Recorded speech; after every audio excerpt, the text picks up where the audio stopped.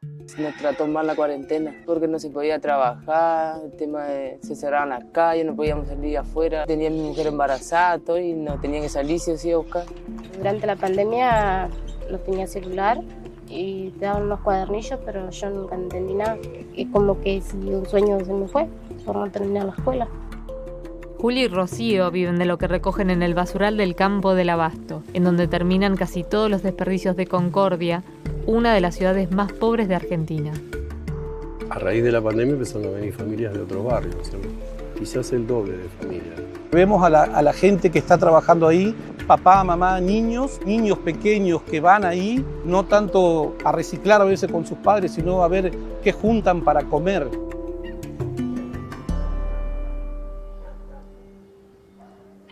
En Concordia, más de la mitad de la población vive en la pobreza. Este es uno de los asentamientos que crece en su periferia. Se llama el barrio del silencio porque cuando ellos van a trabajar el barrio queda en silencio y lo único que se escucha es el zumbido de la mosca. Aquí, la pandemia agudizó un fenómeno que no es nuevo.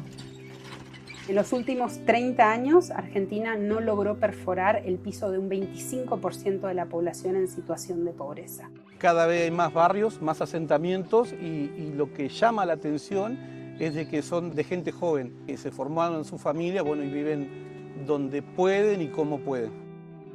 Hay mucha gente que viene a Concordia a trabajar. Tenemos mucha gente que viene y mucha gente que se queda. Y ahí tenemos un problema en el cual nosotros tenemos un crecimiento donde por ahí no tenemos la contención que realmente podríamos tener. Uno de los que se vio obligado a migrar fue Julio. En los días que empezó la cuarentena en Corrientes no podíamos trabajar, no podíamos pagar el alquiler. En el Abasto conseguí materiales para hacer mi casa, conseguí unas maderitas, unos nylon medio rotos, se parchó, se armó, le pusimos al techo mientras tanto.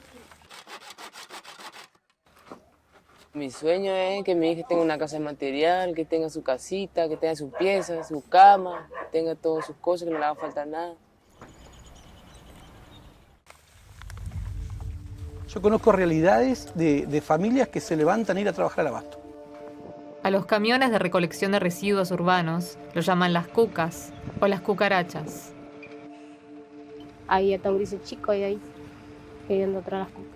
Realmente muchos accidentes hubo. Uno de los que van a la mañana, a un nenito le cortaron el dedo con la cuca y a otro casi lo descaderaron. Y a mí me genera, no sé, una preocupación, como que si puede ser uno de mis hermanos. Muchos de los niños del Abasto son parte de un fenómeno alarmante. Según la Organización Internacional del Trabajo, 1 de cada 2 niños y adolescentes en Argentina que trabajan comenzó a hacerlo durante la pandemia.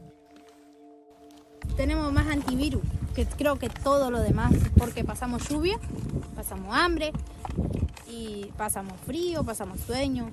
A veces tiran las cosas del abasto, de los hospitales, uno no sabe lo que tiene. No me gustaría que mis hijos trabajen en la basura, porque para algo trabajo yo.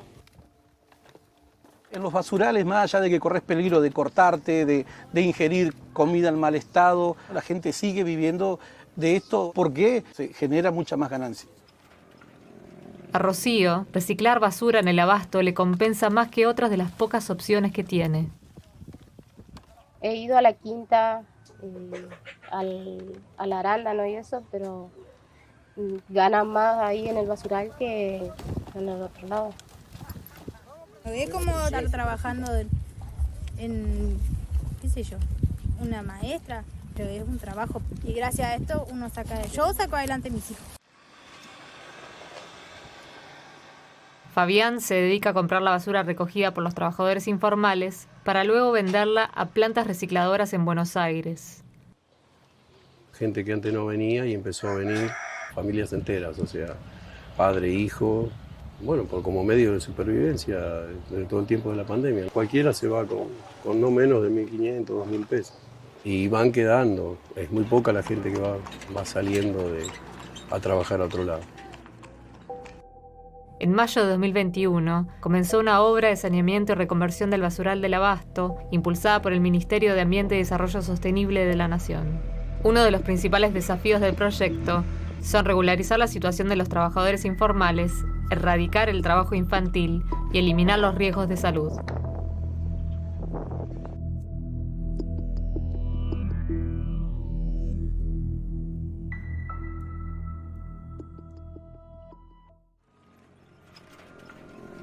Si se cierra, no sé qué hacer, voy a tener que buscar otro trabajo.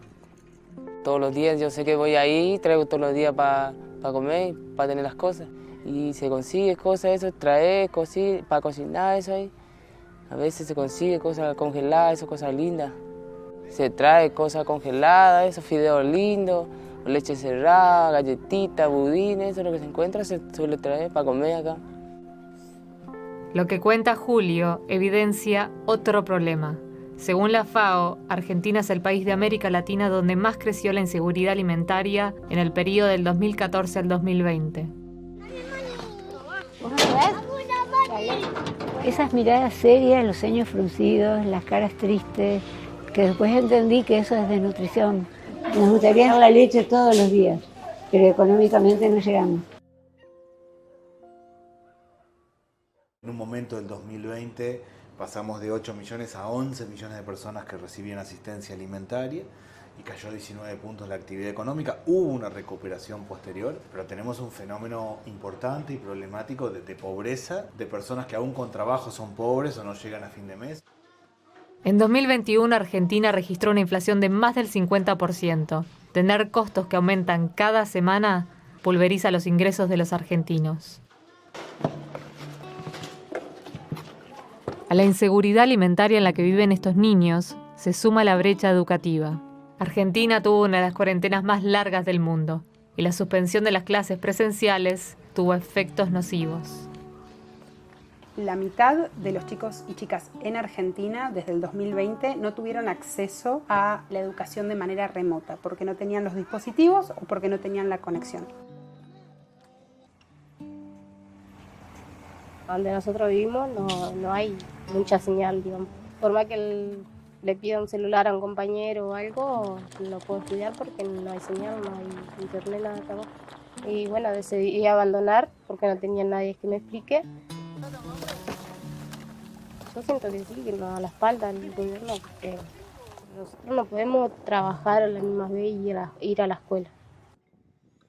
A mí no me gusta hablar de una generación perdida porque significa darnos por vencidos y estoy convencida de que podemos todavía hacer cosas para que exista un futuro para estos chicos y chicas. El tema es que tenemos que actuar ya y tenemos que entender el sentido de urgencia que esto tiene porque parte de estos chicos que se desvincularon no vuelven. No poder ir a la escuela me hizo sentir mal porque mi sueño era llegar a ser alguien en la vida como siempre le prometí a mi mamá y a mi papá y no pude. Realmente quiero volver a participar de vuelta de la escuela para poder a ver si puedo cumplir mi sueño. Lo veo un poco lejano, pero la esperanza nunca se pierde.